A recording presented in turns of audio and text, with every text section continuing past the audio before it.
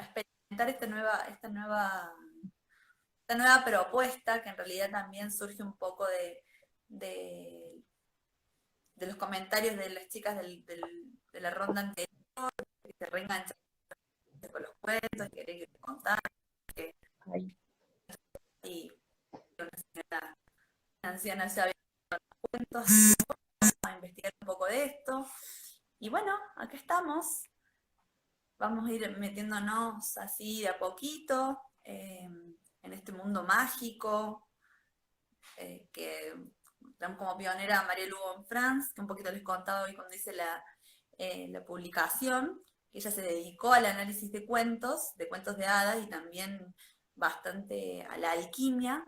Fue una discípula de Jung, trabajó con él un montón, una analista junguiana destacada, una erudita. Y bueno, nos metimos ahí de la mano con ella, a ver, nada, de qué se trata todo el mundo nuevo. Va, nuevo para nosotras en este momento, ¿no?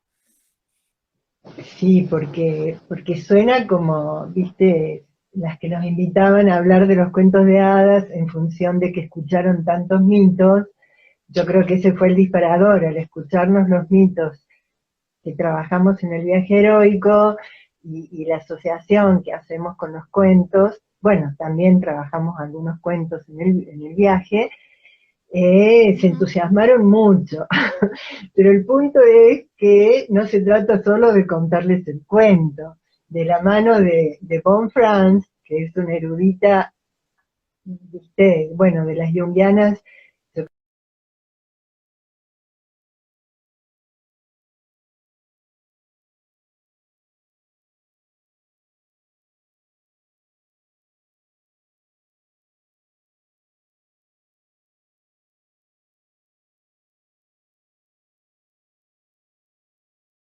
traído...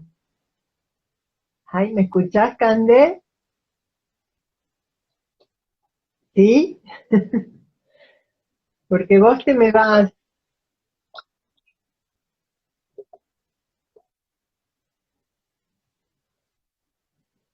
Bien. Funciona así en Sierras Chicas. Voy y vuelvo. ¿Me escuchás? Pero yo no, yo a vos te escucho toda cortada y no te tengo en la pantalla. Ahí, no te tengo congelada. Hoy, bueno, no Claro, sé. yo a vos te tengo congelada y no te escucho. A esto, no sé. A mí se me van las dos. Se Ah, ve que anda mal. ahí, Lidia, nos vamos. Sí, sí, anda mal. Yo a vos no te veo congelada. Te escucho ahora, pero no te veo. Bueno, ahí, más o menos. Nos tienen que contar si nos escuchan y nos ven, porque, bueno, ahí Bueno, estamos. Ahí iremos estamos, viendo. iremos viendo. Bueno, les decía entonces que meterme en ese bosque, viste, para compartir con vos esta experiencia, es realmente complejísimo. Esta mujer dedicó, bueno, creo que su vida a la investigación, y viste, ella Ujú. pone de ejemplo un cuento, y te cuenta 20 versiones de ese cuento, y la investigación de dónde, los cuentos tienen más de 2000 años de vida. Y hay un autor, que obviamente trae, que dice que los cuentos de hadas tienen 25.000 años. Dice que ya desde hace 25.000 años se escuchan, entonces es como inabarcable. Y además, desde la mirada junguiana, a donde ella plantea que los cuentos de hadas nos...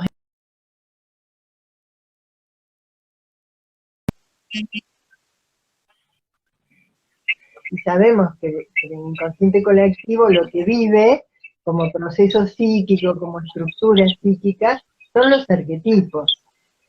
Ujú. Entonces, ¿y qué son los arquetipos? Hoy podríamos decir alguna cosa más. Ya sabemos que no los podemos definir, que en realidad los podemos vislumbrar a través de cómo funciona la energía del arquetipo, que es una energía muy potente, muy fuerte que nos toma y que realmente es autónoma. Nosotros, si no tenemos conciencia del arquetipo, no funciona, funciona por sí solo, ¿no? Ujú. Entonces es como inaprensible el arquetipo y del mismo modo que es indefinible, no podemos definirlo claramente. Ella dice de un modo muy poético que son imágenes poéticas, emociones, fantasmas, emociones elementales, que es como una pulsión elemental que incita todo el tiempo a la acción. Es una subestructura de sentimientos, emoción, imágenes, imaginación, que nos lleva siempre a la acción, que tiene que ver con esto que nosotros decimos que es una energía autónoma que funciona por sí misma, ¿no? Ujú. Bien. Experiencia emocional de un individuo, pero es la experiencia emocional sin que él no tenga que ver con eso, ¿no? En el inconsciente todos los arquetipos se contaminan, es como si se mezclaran entre ellos, entonces al mismo tiempo son muy difíciles de aprender, de Ujú. separar, ¿no? Que se contaminan entre sí unos a otros y funcionan en el sin tiempo del inconsciente colectivo. Pero bueno, en el inconsciente no hay tiempo ni espacio, como ya sabemos. Bien. Eh, entonces, los cuentos de hadas representan a los arquetipos y representan a algunos arquetipos bien básicos y que son fundamentales desde nuestra Ujú. mirada, que son la sombra, tanto la sombra masculina como la sombra femenina, el animus y el ánima, que como hemos venido contando son el...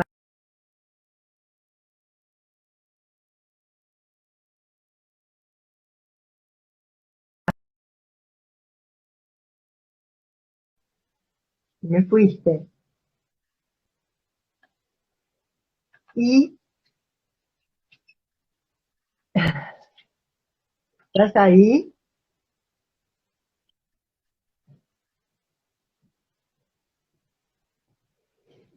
Y el arquetipo por excelencia que los cuentos de hadas ponen de manifiesto es el sí mismo, esto que llamamos el ser, como si supiéramos qué es, ¿viste? Ujú.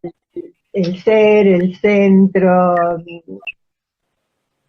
esto que está en el centro del mandala según Jung, ¿no? Que es después del recorrido de afuera hacia adentro, el proceso de convertirnos en un ser, el proceso de individuación, llegamos al centro y ahí está lo que Jung llama el sí mismo, ¿no? Con letras mayúsculas. Entonces, los cuentos de hadas se proponen descubrir este único factor psíquico complejo y significativo que es el sí mismo, que es la totalidad psíquica de un individuo y al mismo tiempo el centro regulador del inconsciente colectivo. Eh, bueno, ¿qué diferencia hay entre un cuento de hadas y el mito? ¿Estás ahí, Cande? Estoy, acá estoy. Bien, No sé si me bueno. escuchan. Yo estoy escuchando atentamente. Ah, bien, bien, nadie nos dice nada, así que por ahora ahí vamos. Bien. Eh, Cada La diferencia entre el individuo, mito y el cuento. sí, la diferencia es que el mito tiene un montón de componente cultural, tiene que ver con el lugar donde el mito se origina, tiene que ver con el momento histórico y tiene que ver con los actores del mito que pertenecen a una época y a una cultura, a un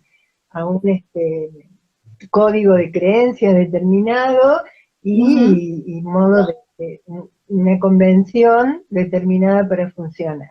En cambio, el Ujú. cuento es mucho más arcaico, más primitivo, y no tiene tanto contenido cultural. Está en el inconsciente colectivo de toda la humanidad, como sabemos que el contenido del colectivo pertenece a todos los seres humanos que conforman la Ujú. especie, y están mucho más despojados. Solamente hablan de principios básicos, de procesos psíquicos básicos, de estructuras psíquicas básicas. Por eso hablaba de que ponen de manifiesto estos 4 arquetipos especialmente. Animus, anima, sombra y el ser, el sí mismo. Entonces, esa es la diferencia fundamental. Cuando hablamos de un mito, lo tenemos que leer de acuerdo a la cultura, al origen. Por eso usamos tanto los mitos los mitos griegos en el viaje, claro, porque los mitos griegos tienen que ver con el origen de nuestra cultura occidental y cristiana, ¿no? Y aparecen en Occidente, y bueno, y esa es como la cuna de nuestra propia cultura occidental, que hoy ya bien, tiene bastante menos bordes, ¿no? Oriente también se ha occidentalizado y también Occidente ha importado el Oriente, ¿no? Bueno, entonces, el cuento habla por sí mismo y se hace explícito tomando como punto de partida la idea de que se trata de un misterio vivido por un individuo que quiere contarlo que quiere comunicarlo de la mejor manera posible. Entonces encuentra el modo de decirlo, pero lo que está expresando realmente es un misterio, ¿no? Entonces tenemos imágenes que se dan en un contexto y que ese contexto más las imágenes, más a ver, como una línea, como una línea existente que va uniendo esto y le va dando un sentido específico y una lógica interna. Y entonces tenemos un cuento. como el desarrollo. Claro, las reacciones emocionales de un individuo es lo que plasma directamente un cuento de hadas, ¿no? Y por supuesto su contenido es absolutamente simbólico. Son creaciones poéticas del narrador popular que extrae su inspiración de la fuente que desde el principio de los tiempos es la fuente de los poetas, el inconsciente colectivo. O sea que el narrador se inspira allí, por supuesto, inconscientemente, porque crea un cuento inconscientemente, usando un material inconsciente que él no conoce. Bueno, en muchos de los cuentos, o sea, gran parte de los cuentos de hadas, están conformados por imágenes de animales, ¿no? O sea que los animales, como también desde nuestra lectura, son los representantes de lo instintivo, son el símbolo de lo instintivo de nosotros. Cuando el cuento incluye a los animales, está incluyendo nuestro aspecto más instintivo y está dándole una forma antropomorfa al cuento, ¿no? Está probado que para los niños, los cuentos de hadas que contienen animales en su desarrollo son los preferidos. Porque claro, el niño está cerca de la expresión instintiva de sí mismo, ¿no? Y entonces la resonancia es mayor. Mirá. Y hay una gran cantidad de cuentos que incluyen animales y que son usados antropomórficamente y simbólicamente. Después podemos hacer una lectura del significado de esos animales. Que también, viste, bueno, ahora esto está en la interpretación, pero bueno, von Franz plantea que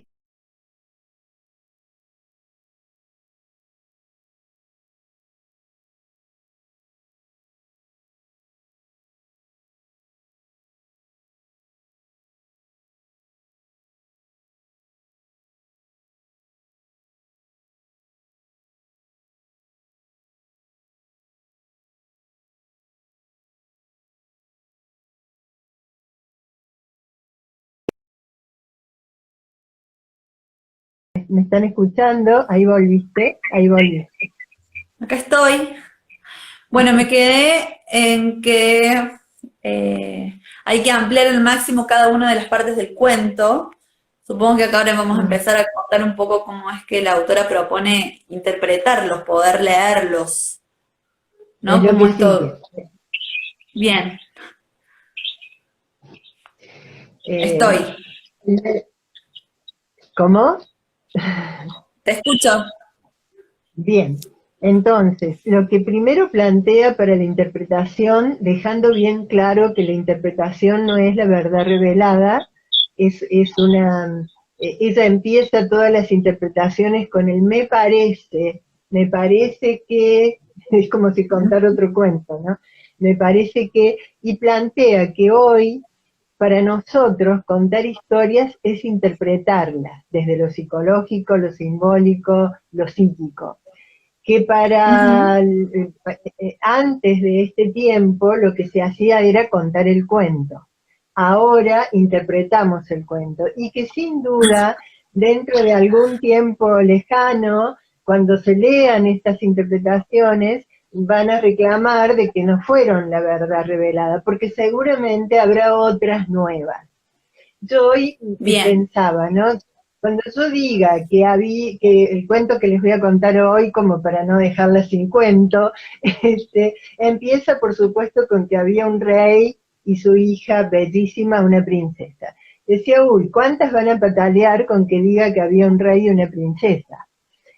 ¿No? claro. Entonces me imaginaba que los cuentos futuros podrían decir que había un padre dominante y una hija profesional ejecutiva, ¿no? Este, ¿no? Algo así, como que, y que el Dios, drama, ¿viste?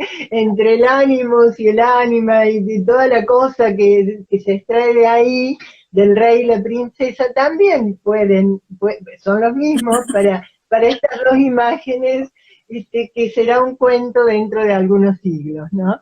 Bueno, me divertí imaginándome eso. Entonces, ¿cómo sería? ¿Qué tendría que decir? Bueno, por ahora, como los cuentos están contados, nosotros los estamos interpretando, vamos a decir que había un rey y una princesa. Bueno, bien, vuelvo.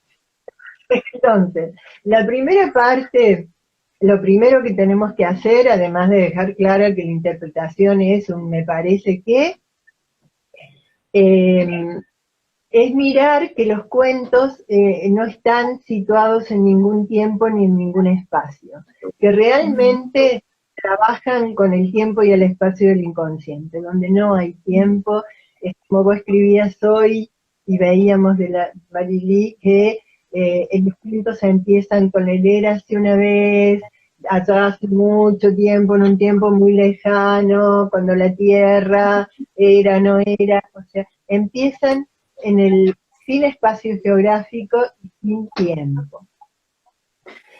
ujú. Eh, entonces, bueno, obviamente eso revela claramente que funcionan desde el inconsciente, ¿no? Después, en el segundo lugar, ¿qué miraremos? Vamos a mirar los actores del drama, los personajes del cuento. La cantidad de personajes puede llegar a ser muy importante, porque el cuento puede empezar con dos o tres personajes y terminar con dos o tres. Pueden ser que dos o tres, los primeros dos o tres sean solo varones y que el cuento termine con dos varones y una mujer, incluyendo el elemento femenino, o termine con tres mujeres y ya los varones no estén. O sea, ese cambio de género en los personajes, que ya sabemos que no es genérica la cosa solamente, sino que es energética, animus anima, femenino, masculino. Y Bien, la cantidad también puede variar porque necesitamos ampliar el 3, ampliar el 4 y que por supuesto el número también es simbólico y también va a ser leído simbólicamente. Eh, bien. en tercer lugar, la exposición del problema, o sea que va a ser el conflicto que el sueño, bueno, podría ser que el sueño, el cuento, que el cuento nos plantea. ¿Cuál es el conflicto que el cuento nos plantea?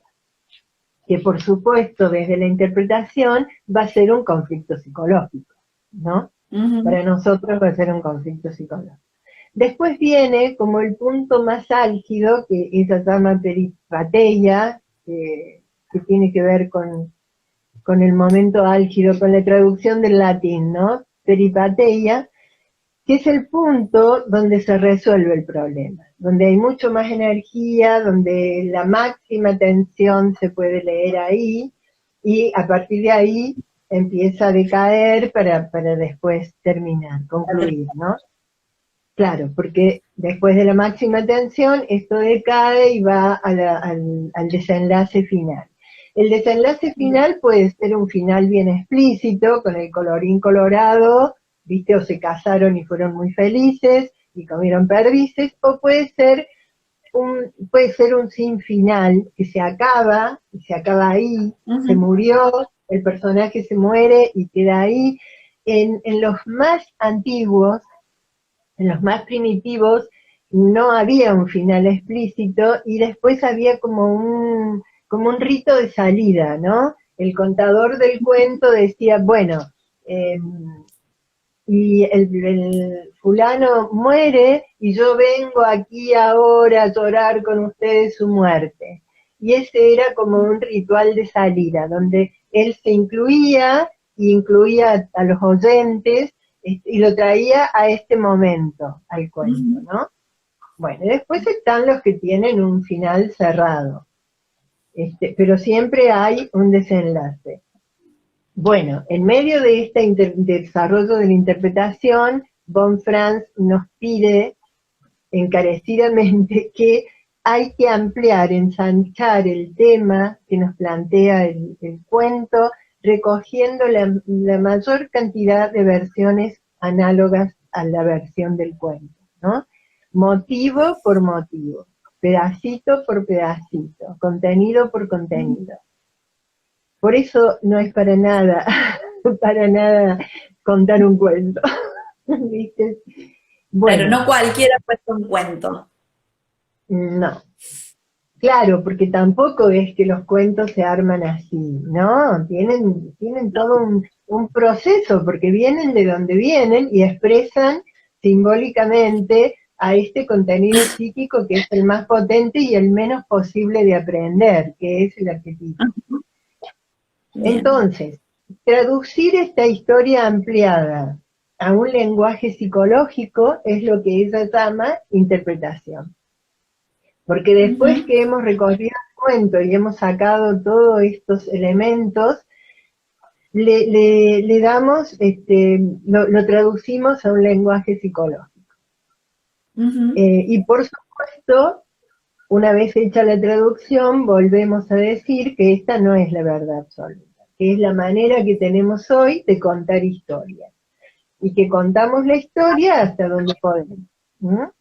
O sea, dándole lo más que podemos desde que esa hace ahí como una analogía, ¿no? Que cualquiera podría decir que utilizando a Jung en la interpretación, como ella lo hace de una manera excelente, bueno, la crítica es, y bueno, pero esa interpretación, ¿por qué esa y no cualquier otra? ¿Por qué esta debería ser la interpretación o mejor que otra?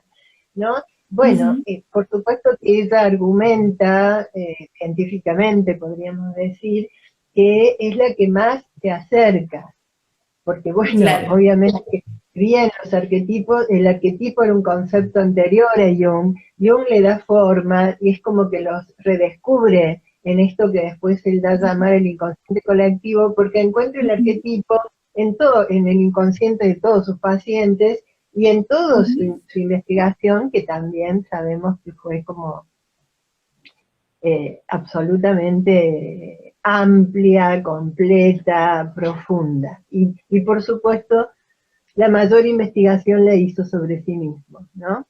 Y es, bueno, él trabaja con los arquetipos sin saberlo desde que era muy pequeño, cuando se le aparece Filemón y empieza a hablar con él y toda esta cuestión, ¿no? Bueno, la vida de Jung de por sí es soberbia. Es increíble. Soberbia. Como una vida dentro de muchas vidas. Tal cual, tal cual. Yo no puedo no estremecerme cada vez que lo escucho y lo leo, ¿no? Que es casi todo el tiempo. y después tengo el tupé de poder decir algunas cosas que él dice, de querer decir algunas cosas que él dice. Bueno, bueno, y ahora nos vamos a meter en un cuento, con esto de que ella hace mucho hincapié en que los arquetipos que más podemos ver son la sombra, el ánimos, el ánima y el sí mismo. Yo no sabía por dónde meterme, pero encontré que si nos metíamos con el ánimos, nos podíamos acercar un poco al cuento que habíamos trabajado contándoles el viaje heroico, que era el cuento de Barba Azul, que es una expresión del ánimos negativo, por supuesto. Acá Von Franz nos agrega que el cuento de Barba Azul habla del ánimo negativo en el sentido de que Barba Azul no puede transformarse a sí mismo, ni puede transformar a sus mujeres. Lo que simplemente puede hacer es matarlas. Y él puede encarnar el masculino negativo que mata, que quita la vida, ¿no? Entonces, bien, vamos a meternos con un cuento a donde el masculino negativo no mata, sino que ayuda a transformar a la mujer y por supuesto se transforma a sí mismo, ¿no? Que no deja de ser un masculino negativo dentro nuestro, como un ánima, un ánimo negativo, pero tiene la capacidad de la transformación, cosa que Barba Azul no tiene. No. Y que por supuesto nosotras no podemos quedarnos con un cuento o con el otro. Vale la pena revisarnos en los dos, ¿no? Cuando hemos proyectado este Barba Azul interno afuera, aunque no nos hayan matado físicamente, no hace falta, porque es como si nos arrastraran fuera de nosotras mismas. Este ánimo negativo, tipo Barba Azul, nos arrastra fuera de nosotras, es como si no pudiéramos vivir nuestra propia vida, ¿no? Nos quita el alma, podría decir yo. Es como si fuese la personificación de la muerte. En algún momento vamos a contar un cuento donde el ánimos es la personificación de la muerte. Bueno. Pero bueno, Barba Azul se acerca mucho a ese tipo de ánimos. El ánimos que vamos a mirar, así como para no dejarlas sin un cuento, se trata de un rey y su hija muy bella, la princesa, que él quiere casarla y ella rechaza absolutamente a todos los candidatos. Y los rechaza, los desprecia de un modo muy, como desde el orgullo. Ahí se me fue la cara.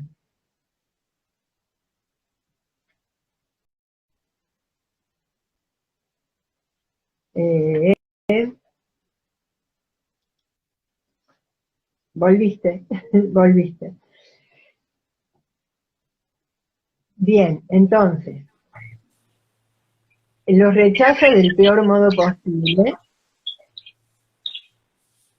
Bien, te escucho, ahí te escucho. Bien. Entonces, esta princesa bella rechaza a todos sus pretendientes con mucho desprecio y de un modo muy negativo. Y bueno, aparece entre sus pretendientes alguien que tiene, un varón que tiene muy afilado el mentón, y entonces ella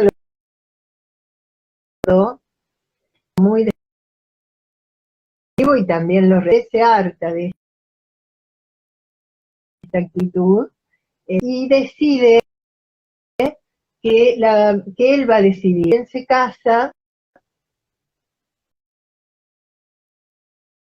de tener mendigo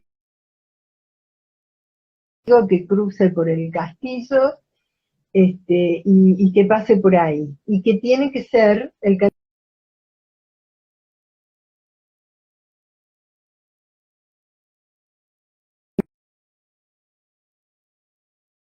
instrumento hecho que las cuerdas deben ser tripas, ¿no? Rascatripas,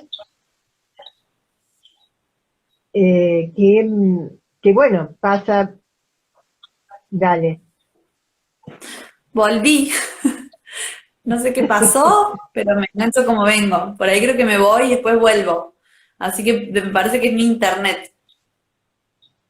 Sí, te fuiste y volviste, te fuiste y volviste. Yo no sé si se Aquí me estoy. sigue escuchando, pero nadie dice que no me escuchan, así que sigo. Eh, entonces, rechaza también a Barba de Tordo y su padre decide que entonces la va a casar él y la va a casar con el primer mendigo que aparezca. Entonces aparece un mendigo tocando un instrumento, lo llaman al mendigo rascatripas, porque me imagino que el instrumento es a cuerda, y las cuerdas son de tripas, y la música de este mendigo subyuga al rey, y entonces decide que este va a ser el esposo de su hija. Se casan, y inmediatamente este marido la manda a la cocina, a fregar.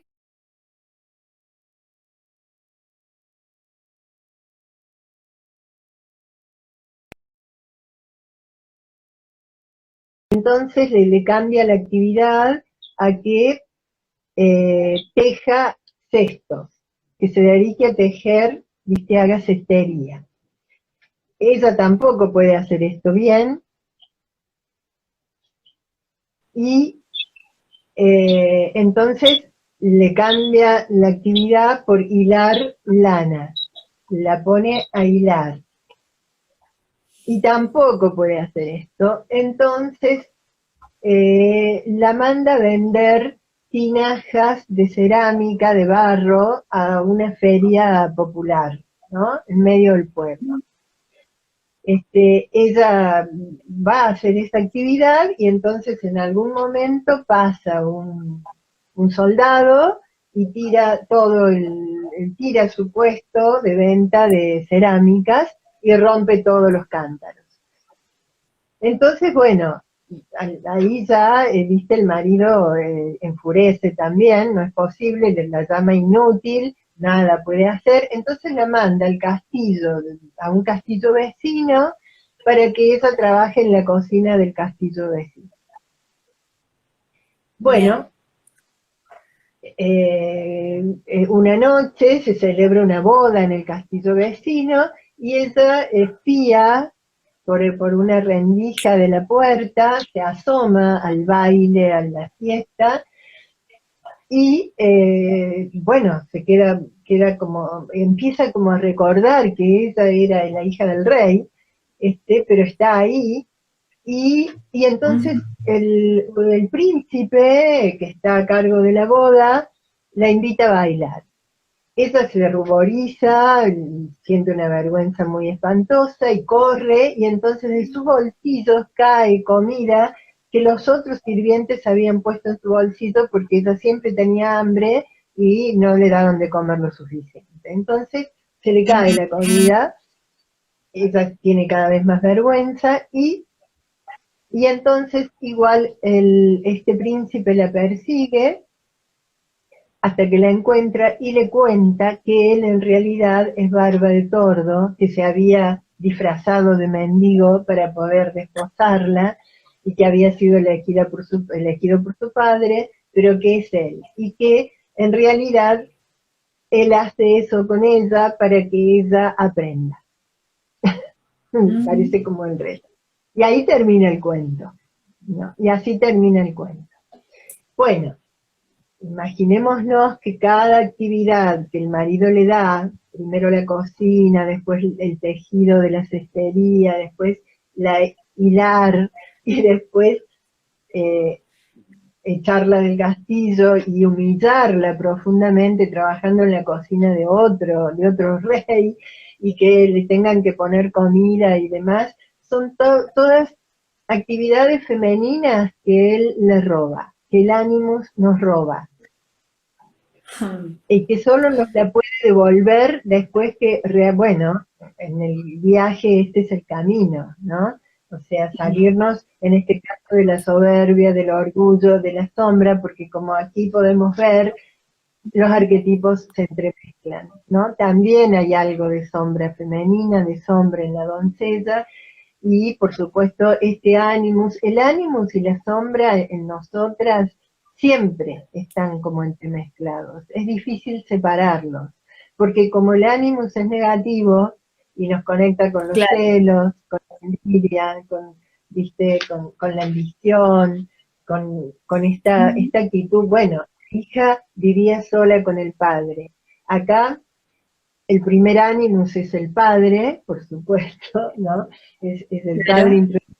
El segundo ánimus es este marido que el padre le consigue, ¿no? General, en algunos cuentos, Von Franz nos cuenta que empezamos con un joven y terminamos con un anciano viejo, o al revés, empezamos con un padre y terminamos con un joven, ¿no? Que es este pasaje de ánimus del padre al, a las propias elecciones nuestras después, ¿no? Bueno, cuando estamos tomadas por el ánimo que viene del padre, hijas del padre para la Maureen Murdoch, estamos identificadas con papá absolutamente. Intentamos ser como él, pensar como él, sentir como él, pero no deja de ser un ánimo negativo que termina decidiendo por nuestra vida, elige nuestra pareja, nuestro marido, nuestro primer marido, porque habrá muchos, seguro. Y traspasa, y el ánimo camina de uno a otro, ¿no? Entonces, bueno, pero si bien el cuento termina abruptamente en este caso, sin duda ella se arrepiente profundamente de no haberlo elegido a Barba de Tordo, de haberlo también despreciado, porque en realidad era un príncipe que se había ocupado de que ella recordara que era la hija del rey, pero no desde la arrogancia, el orgullo y la soberbia con que trataba a sus pretendientes, sino desde la humillación, yo diría la humillación, que es esta palabra recreada, que no es la humillación del ego, sino el aprender a ser humilde, humildarme, con D, de ¿no? Y bueno, y colorín colorado, este cuento se ha terminado. Hay mucho más al que volveremos sobre este cuento, cuando les cuente otros volveremos a porque, bueno, la idea era no dejarla sin un cuento y acordarnos de uno que habíamos mirado, que era el de Barba Azul, y esta variación, ¿no? No deja de ser un Barba Azul, pero es Barba de Tordo, es un masculino negativo que puede transformarse a sí mismo y ayudarnos en la autotransformación, a diferencia de Barba. Así que bueno, podemos podemos decirle a la gente que está ahí, si quiere preguntarnos algo, ahora que estás, no te me vayas. ¿Dónde voy? No, acá Livia nos decía que veía con el cuento una similitud con Psique. ¿Puede ser? Pregunta. Que el cuento tenga una similitud con Psique. Sí, en el sentido de que sí que tiene que pasar por las pruebas, difíciles pruebas para poder darse cuenta de ella misma. Y acá, obviamente, si bien, bueno, así que la manda Afrodita, que era también como su competencia, su rival, y acá el ánimo manda a esta princesa, ¿no? Ahí no sé, yo no podría ir más lejos, pero en uno es una mujer la que la manda a hacer las pruebas, obviamente una mujer más sabia, con mucho más experiencia, la que acompaña a Afrodita de alguna manera, si bien se ofusca mucho porque cumple con las pruebas, sin duda la puede reconocer después, ¿no? En cambio acá es un aspecto, es un arquetipo, obviamente un aspecto interno que nos empuja que nos empuja a humildarnos, ¿no? Ujú. Hay cierto parangón, lo podemos mirar así, pero incluso lo que conseguimos también es distinto. El mito tiene un objetivo, tiene el Claro. objetivo pero no deja de ser proceso de individuación, ¿no? Bien, Ujú. es una diosa y va al Olimpo y da luz a la dicha. Ujú. Acá la princesa pasa por una etapa de su proceso de individuación. Crece, Claro, aprende, se humilda, pero todavía no llega a ser ella misma. ¿Mm? Eso es como lo bien. que rápido me sale, ¿no? Con las Ujú. tareas, dice Lili. Sí, claro, con las tareas. Pero para distintos objetivos y distintos momentos del proceso, diría yo. ¿Mm? Bien, bueno, yo estuve así como que se me cortó mucho. Igual el encuentro de hoy era así como para introducirnos, para ir llegando a este nuevo mundo, eh, del que nos encanta empaparnos, pero es bien profundo, está bueno, y obviamente es mucho más dinámico cuando podemos interactuar, pero bueno, hoy era como también así, una introducción, más allá de que el internet no me funcionaba. Eh, por ahí se me ocurre que no solamente si tienen preguntas, sino si hay algún cuento que les gustaría que Ujú. veamos, que nos digan, entonces lo podemos buscar, lo podemos traer para la próxima. Eh, y bueno, y también Sí, ver qué pasa, ¿no? con esto de saber de que los cuentos son anteriores a los mitos, digamos, que son diferentes, muchas cosas que uno por ahí en lo popular no se imagina que sería así, ¿no? Y cómo también eso, bueno, nos puede intrigar también de ir a ver, no solamente los cuentos de hadas, hay muchos tipos de cuentos, ¿no? Como le estamos eh, estructurados en eso nosotros. Así que bueno, ahí empezando un nuevo ciclo. Si quieren compartir algo, lo podemos ver. podemos decir que los cuentos son como nuestro humus, ¿no? Como nuestra tierra fértil. Sobre esto pisamos, sobre esto pisa nuestro psiquismo profundo, Ujú, ¿no? Procesos psíquicos y estructuras psíquicas muy profundas. Y son como ujú. esa tierra fértil de donde aparecen. Los llamamos cuentos de hadas, bueno, en realidad porque es el nombre que le pone Von Franz a su gran este, investigación y Entiendo, experiencia. Pero los claro. cuentos son cuentos, ella usa mucho los cuentos de los Grimm, de los hermanos Grimm, que sabemos que son mucho más nuevos, pero que bueno, que han sido una recopilación exhaustiva de cuentos muy, muy antiguos. Muy Eh, antiguos. Cuentos hay de todo tipo y color, y bueno, obviamente, si nosotras no encontramos los cuentos que ustedes nos proponen en los análisis estos, bueno, nos animaremos a ver qué podemos hacer juntas, ¿no? Y qué podemos Sí. traerles, y con ustedes también aportar a este modo de leerlo. Es muy parecido a cómo leemos los sueños, ¿no? Los A cómo sueños. los Ujú. pintamos, ¿viste? Al sueño hay que sentirlo, no hay que... Bueno, acá la palabra interpretación con los sueños yo la borraría, porque a los Ujú. sueños no los interpretamos, ¿no? Los miramos, los leemos, nos acercamos desde el sentimiento, desde la emoción, sería que el sueño nos deja, al despertarnos, mientras lo soñamos, mientras lo hablamos, ¿qué me hace Durante el día. sentir? Claro, Sí. de resto que nos Ujú. deja el sueño dándonos vueltas, eso, ¿qué me hace sentir el sueño? Es el jugo del sueño. Interpretar es ponerle también cabeza y no el sueño, bueno, Jung dice que el sueño se lee por sí mismo, se resuelve por sí mismo. Claro que a un soñante no le puedes decir, andate con tu sueño, que él te va a contar por sí mismo de qué se trata. Pero ¿no? No probablemente, puedo. sí, pero podemos hacer eso y dejarlo picando con su sueño y sin duda van a aparecer imágenes, van a aparecer emociones, van a aparecer acercamientos al qué, el cómo, de dónde. Y si tenemos Ujú, presente que los sueños hablan de aspectos nuestros todo el tiempo, podemos sacarle bastante jugo. ¿Mm? ujú, bien.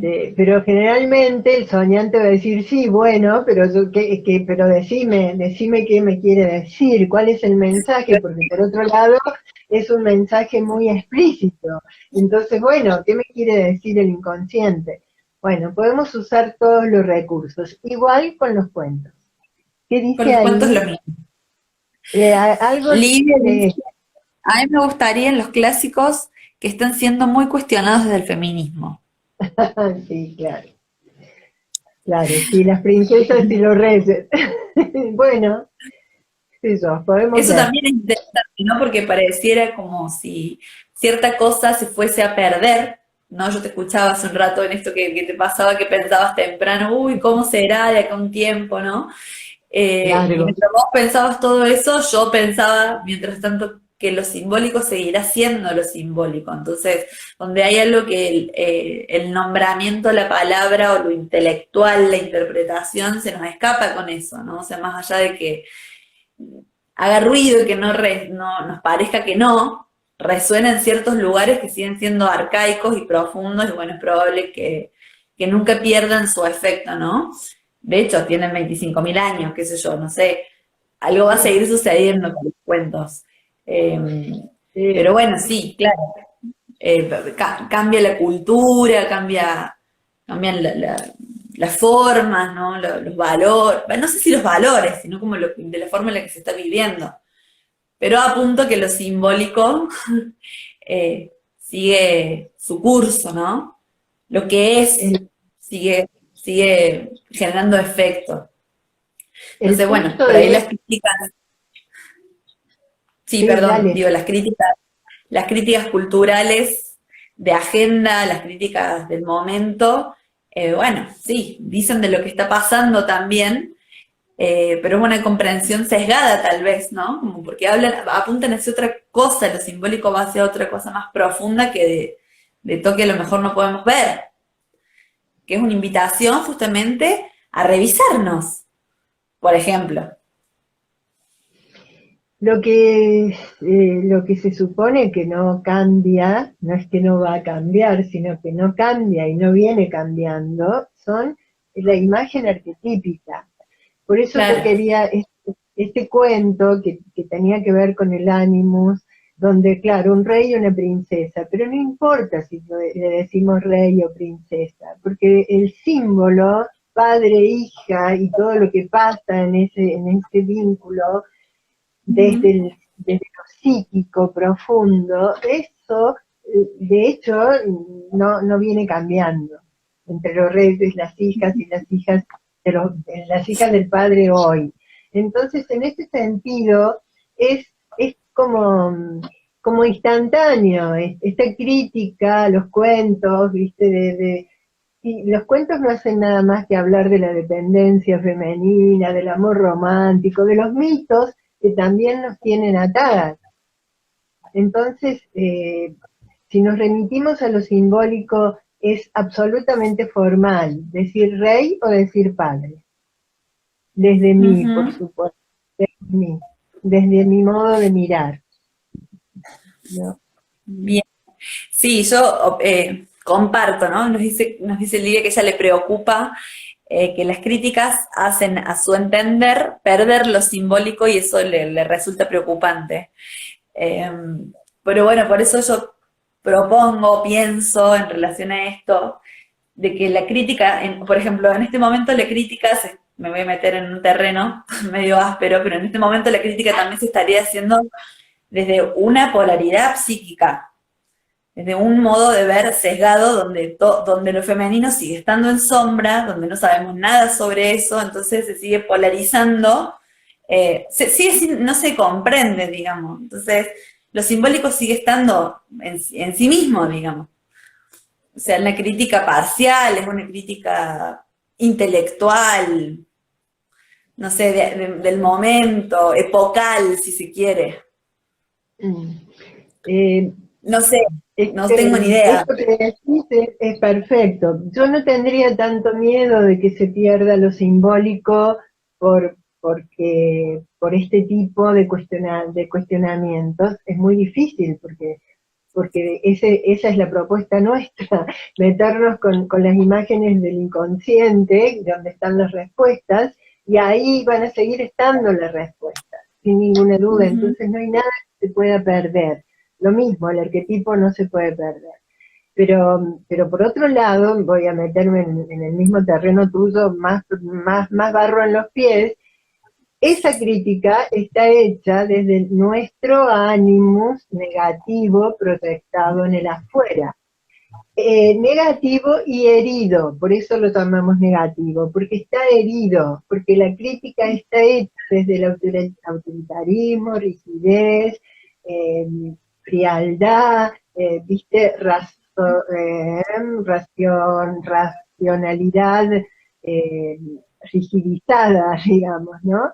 Entonces, bueno, ¿dónde está lo femenino? Ahí, profundamente enterrado en el inconsciente como diosa, enterrado, eso es lo que hay que desenterrar, y mientras la crítica pasa por acá arriba, allá abajo hay un movimiento fuerte tratando de resucitar, pero esa crítica no hace mella en los símbolos. De nuevo, desde mí. Pero ese es el punto. La crítica es desde lo masculino interno herido. Por eso ese es el trabajo. Si no sanamos eso dentro de nosotras mujeres y los varones no sanan su propio femenino, no, no es muy preocupante. Es bastante doloroso para mí, pero no es preocupante. ¿No? Por eso insistimos, Bueno, por eso estamos acá. Y por ahora a eso estamos través de los cuentos de hadas, porque el cuento de hoy es tan atinado para hablar de esto, trae tanto de eso. Por supuesto, desde el prejuicio podríamos súper criticarlo, pero no, es tan válido porque tiene un montón de contenido inconsciente, que no es lo que las críticas contienen.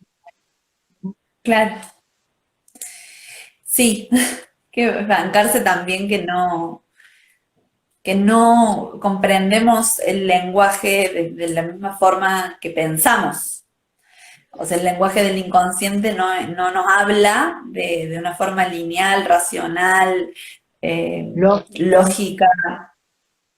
Entonces, bueno, quedarse con lo que nos trae el cuento, igual que con un sueño, ay, es como más difícil de digerir, ¿no? Y si tal vez si estuviésemos abiertos a ver qué pasa, dónde resuena, bueno, puede ser que pase otra cosa. Algo que Es sea una como pregunta, una duda. inquiete en Igual alguna medida. que es importante otra mirada que aplique la... Lidia insiste en que, bueno, en que una mirada que amplifique la mirada superficial le parece que es importante. Bueno, esto puede ser una propuesta. Esta De hecho, es una mirada. es lo que Es tratamos de una hacer mirada. y es lo que tratan de hacer varias mujeres que son analistas junguianas, que, o sea, que trabajan, eso quiere decir que trabajan con las imágenes del inconsciente colectivo y traen los cuentos, traen los mitos, trabajan los sueños. Hay un montón de libros, de bestseller, de reels, de cosas dando vuelta por todos lados, pero bueno, es información a la que no todo el mundo quiere o puede en principio. Yo creo que sí se puede porque está ahí nomás, pero que es más complejo de comprender, de entender, tal vez con un acompañamiento. Bueno, ahí están los círculos de mujeres también en distintas partes del mundo trayéndolo, ¿viste? ¿Qué sé yo? Está Sí, haciendo. lo está haciendo. También Y repito, nosotras dos humildemente estamos acá con esa intención, con esa intención. Y obviamente que esto no es otra mirada, amplía la mirada. Yo siempre ujú, digo que no es que la calle, no haya que tomar la calle, pero la calle es tan vacía si la tomamos solo, si hacemos solo eso. ¿viste? Porque justamente de eso se trata, le falta no solo la mitad, le falta el contenido. La calle a mí me queda hueca, me queda como vacía, ¿no? Pero bueno, y no es una crítica, por eso a mí me resulta muy doloroso, ¿viste? Porque le falta, porque hay mucho más posibilidades, y porque es de a una. Entonces ahí es donde, ¿qué pasa con los cuentos? El cuento de hoy, que para mí es tan rico y que, repito, lo ampliaremos, solo se trata de escucharlo y dejarlo que se mueva, bueno, no me ven, en el centro del pecho, ¿no? Que se mueva por acá y que haga lo que tenga que hacer sin pensamiento, sin ideas, sin creencias, sin interpretación racional y lógica, porque inmediatamente aparecerían los prejuicios.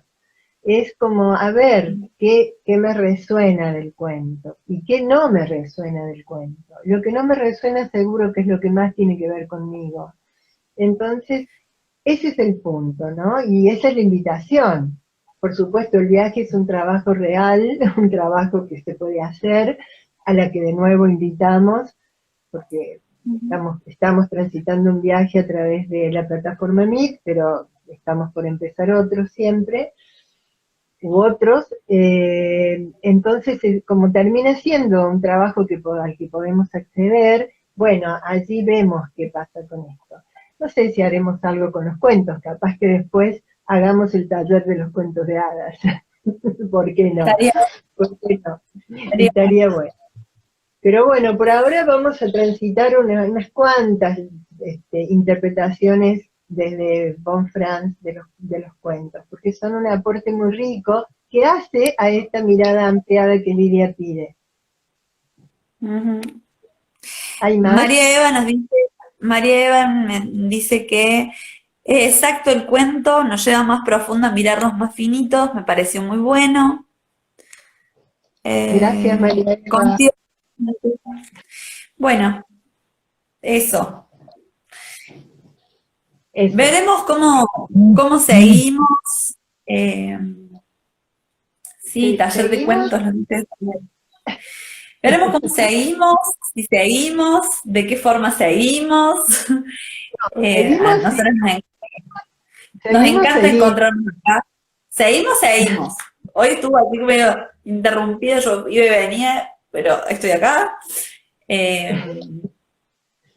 Bueno, Y sí, seguimos contando cuentos. Después ver el cómo así, a través del vivo, seguro que lo seguimos haciendo, vemos cuándo, ustedes se van a enterar, cuando lo hacemos, vía redes, y bueno, y un gustazo estar de nuevo aquí, gracias Cande, de nuevo, segundo gracias a ciclo. vos.